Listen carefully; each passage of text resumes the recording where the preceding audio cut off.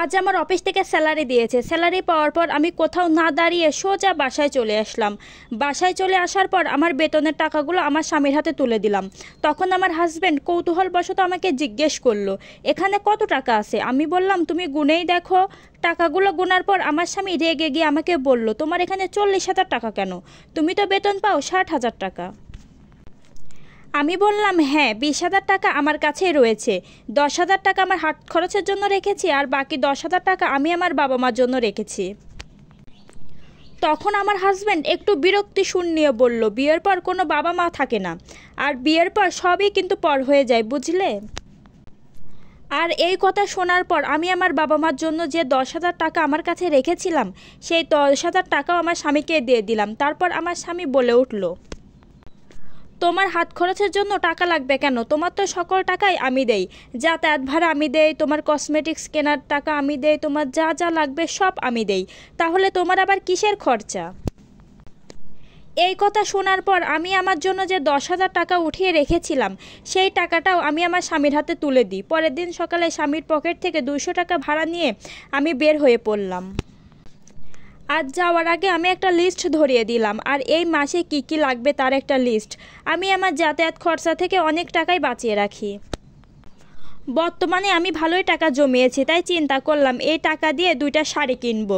তো যে কথা সেই কাজ, অফিস থেকে বের হয়ে মার্কেটে গেলাম এবং একই ডিজাইনের একই রঙের 2টা শাড়ি কিনে বাসায় চলে আসলাম। তারপর আমি আমার শাশুড়ির রুমে চলে গেলাম। শাশুড়ি দেখে বলল, কি ব্যাপার, একই রকম একই কালারের শাড়ি 2টা কেন? তখন আমি বললাম, মা, আমি দুজনের জন্য একই রকমের শাড়ি নিয়েছি, একটা আপনার জন্য আর একটা আমার মায়ের জন্য। তখন আমার শাশুড়ি বলে উঠল, বিয়ের পরে এত মা মা করো কেন? বিয়ের পরে এত বাবা মা থাকে না, বুঝলে?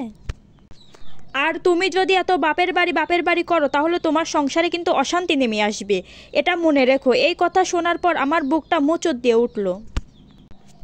তখন আমি চিন্তা করলাম, আসলেও কি বিয়ের পর মেয়েদের বাবা মার প্রতি কোনো দায়িত্ব থাকে না? তারা কি চাইলেও কোনো কিছু দিতে পারে না? এসব ভাবতে ভাবতে আমি আমার রুমে চলে আসলাম। বেশ কিছুদিন পার হলো। একদিন সন্ধ্যার টাইম আমার শাশুড়ি আমার রুমে চলে আসলো।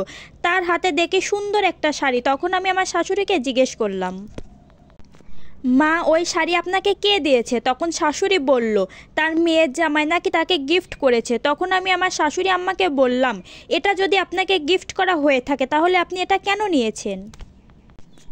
আপনি কি জানেন না, বিয়ের পর একটা মেয়ের কখনো বাপের বাড়ি থাকে না? এতে তো এখন আপনার মেয়ের বাড়িতে অতি হবে, ঝামেলা হবে। এই কথা শোনার পর আমার শাশুড়ি মুখ বাঁকা করে ঘর থেকে বের হয়ে গেল। আর আমাকে তখন কি আর বলবে, তার তো কিছু বলার নেই। পরের দিন টেবিলে আমরা সবাই একসাথে বসে নাস্তা করছিলাম। নাস্তা করার টাইমে হুট করে দেখলাম আমার বাবা চলে আসছে।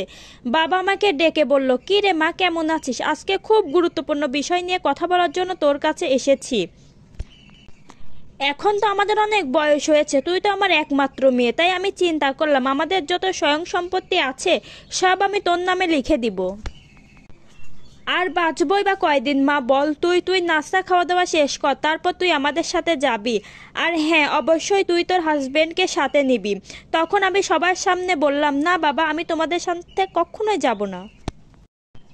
তোমার জামাইও যাবে না তোমাদের বাসায়। তখন আমার বাবা একটু কষ্ট পেয়ে বলল, কেন মা, আমি কি কোনো ভুল করেছি?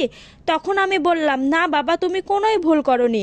আর তুমি কি জানো না, মেয়েদের বিয়ের পর তাদের বাবা মা বলতে কিছুই থাকে না? তাহলে তো তোমরা আমার পর, আর তোমরা যদি আমার পরই হও, তাহলে আমি কেন তোমাদের বাড়িতে যাব? তোমাদের কোনো জিনিস আমি নিব? আমি কখনোই তোমাদের কোনো জিনিস নিতে পারবো না। আমি কিন্তু এগুলো আমার শ্বশুর বাড়ি থেকেই শিখেছি। আর আমি সত্যিই তোমাদের থেকে কিছুই নিতে পারবো না বাবা। একথা শুনে আমার শাশুড়ি আর আমার হাজবেন্ড তাদের ভুলটা বুঝতে পারলো এবং তারা আমার কাছে অনুশোচনা বোধ করলো। একটা কথা তারা সত্যিই ভুলে যায়, তাদের মেয়েও তাদের ছেড়ে শ্বশুর বাড়িতে যাবে। ওখানে গিয়ে যদি তাদের মেয়ে তাদের বাবা মার কোনো খোঁজখবর না রাখে, তখন তাদের কেমন লাগবে বলেন? ছেলে এবং মেয়ের দায়িত্ব বাবা মার প্রতি একই রকম থাকে। তাই শ্বশুর বাড়ির লোক আর বাবার বাড়ির লোক সবারই এই বিষয়টি বোঝা উচিত। এই ভিডিওর থেকে কিন্তু অনেক কিছু শেখার আছে। প্রতিটা মেয়ে একদিন শাশুড়ি হবে।